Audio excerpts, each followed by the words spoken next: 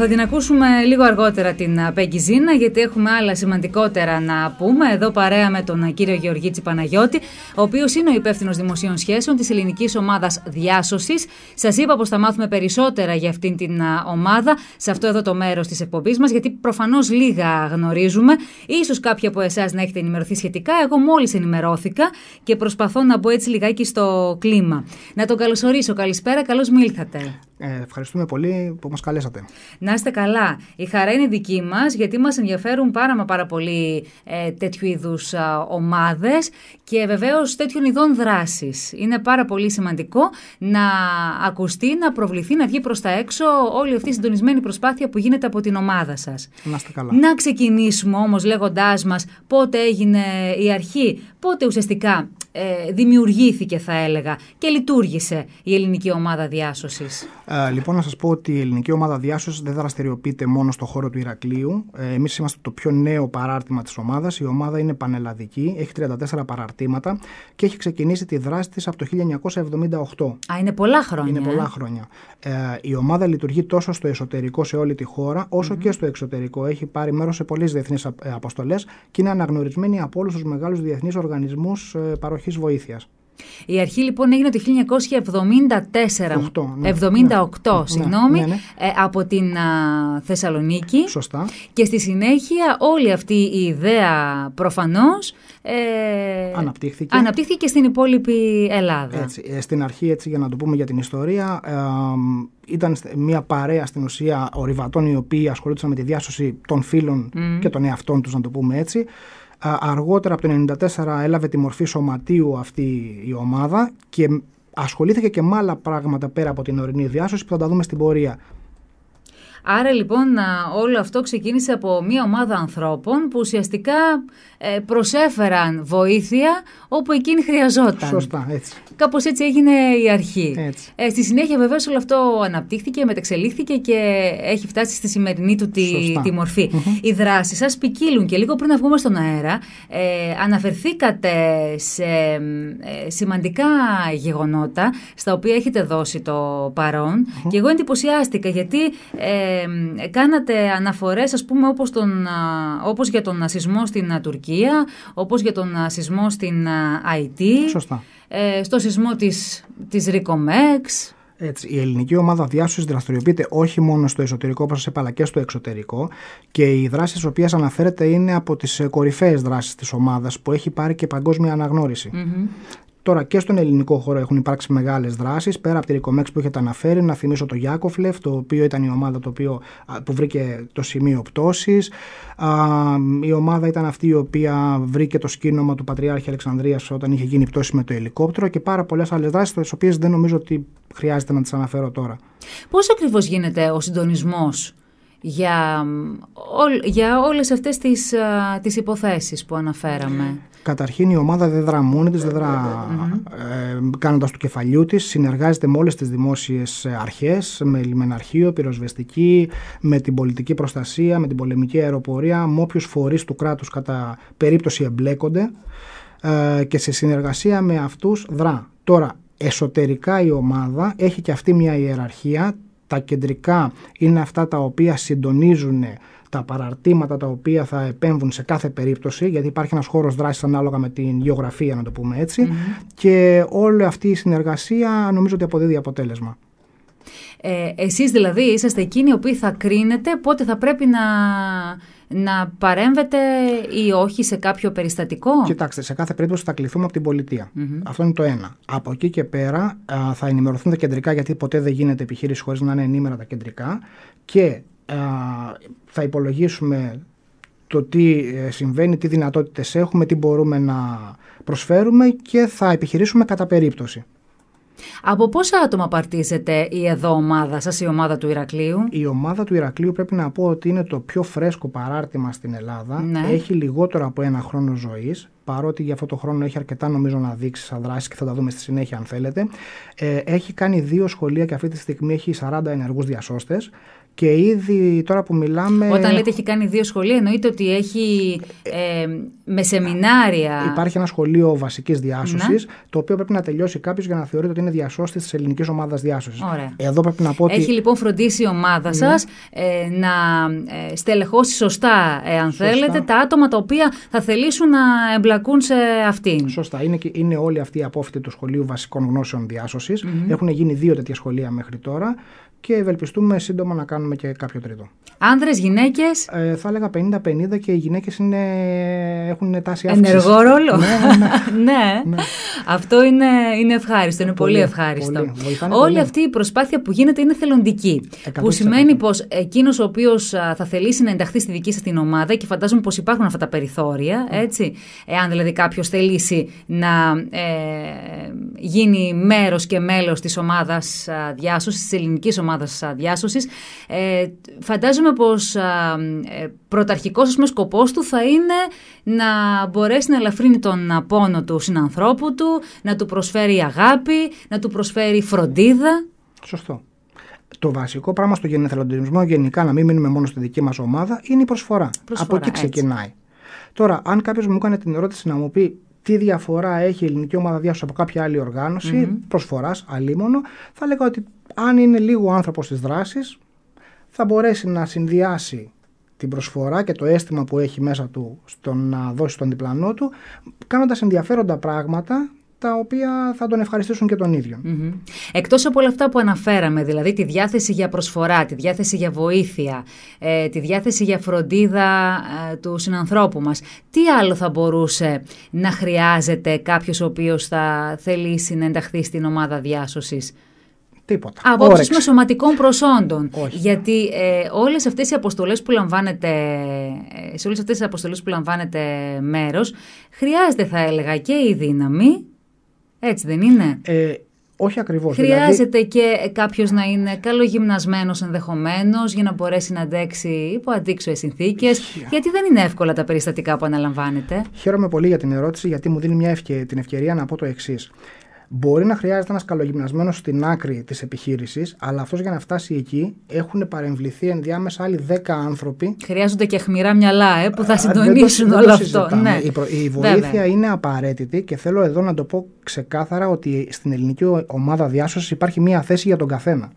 Θα τα δούμε και στην πορεία το τι ειδικότητες μπορείς να πάρεις μέσα, αλλά σίγουρα υπάρχει μία θέση για τον καθένα. Ακόμα και αν δεν είναι διασώστης. Μπορείς να βοηθάς στην ελληνική ομάδα διάσωσης όντας φίλος. Ας μην είσαι και διασώστης, ή να είσαι διασώστης, αλλά σε θέσεις άλλες οι οποίες δεν απαιτούν υπερβολικά καλή φυσική κατάσταση ή οτιδήποτε, όπως είναι τηλεπικοινωνίες, όπως είναι το τμήμα ανθρωπιστικών αποστολών και άλλα που θα δούμε στην πορεία. Πολύ ωραία.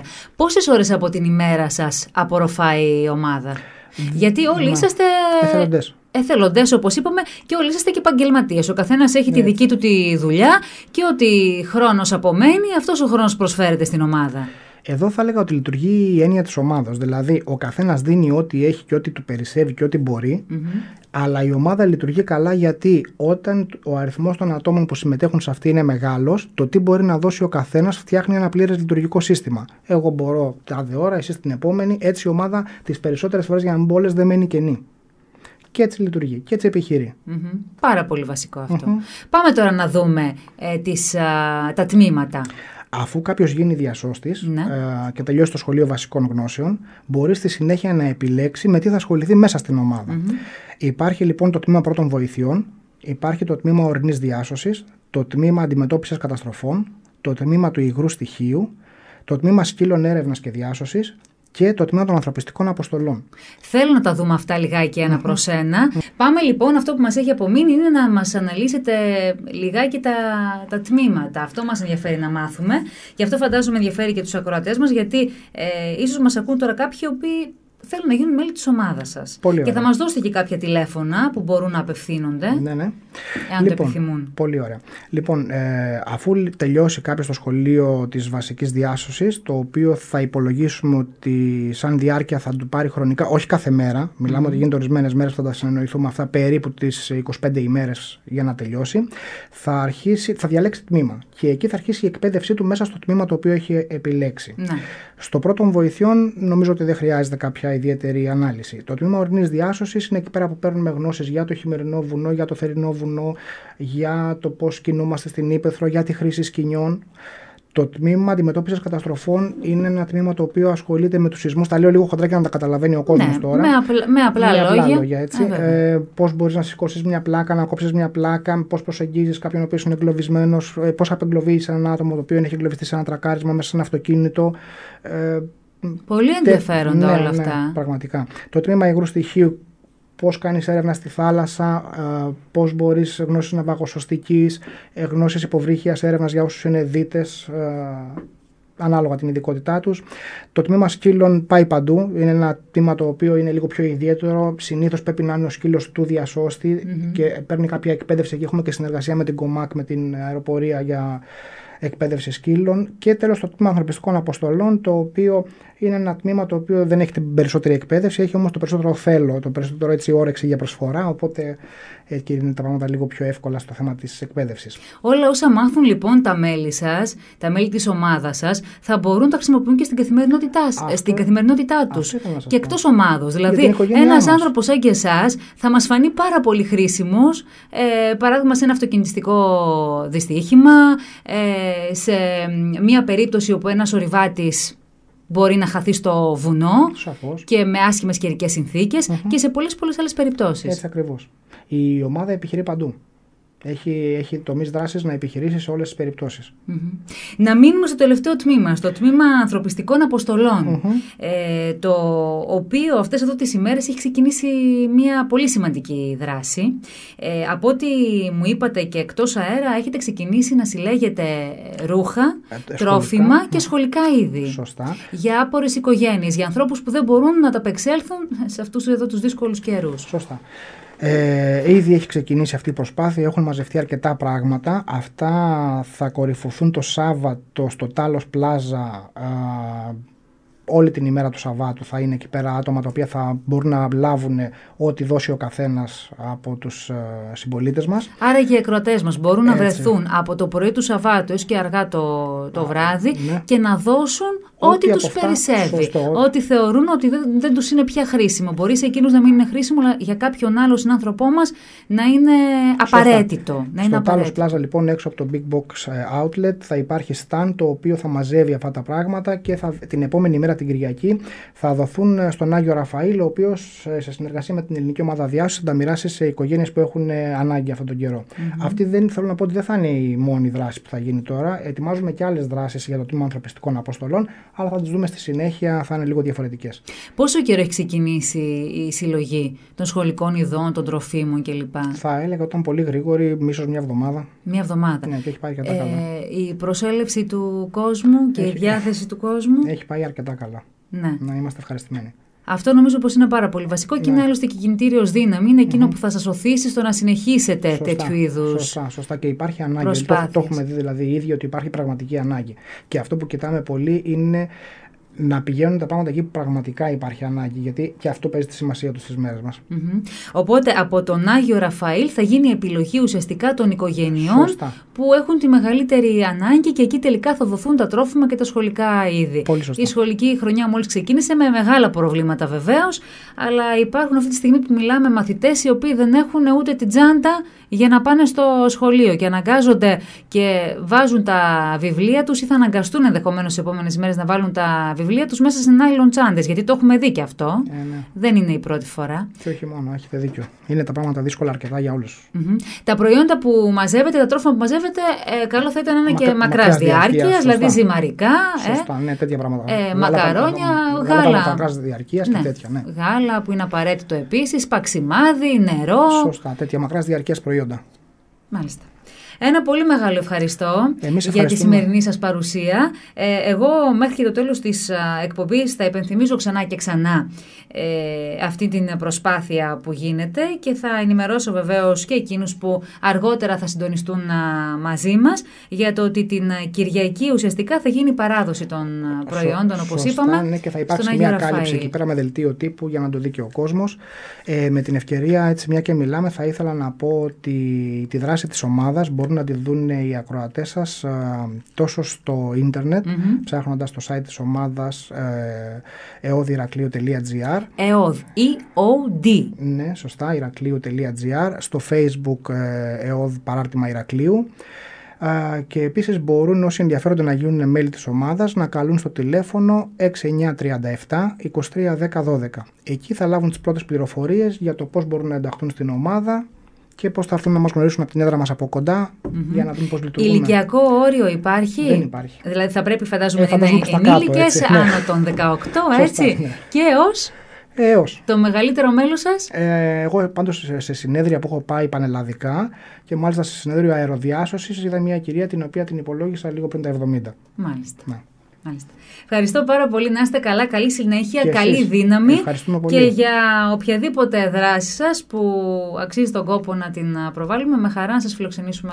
Να είστε καλά, ευχαριστούμε πολύ για τη φιλοξενία. Στο μέλλον. Να είστε καλά. Και εσείς.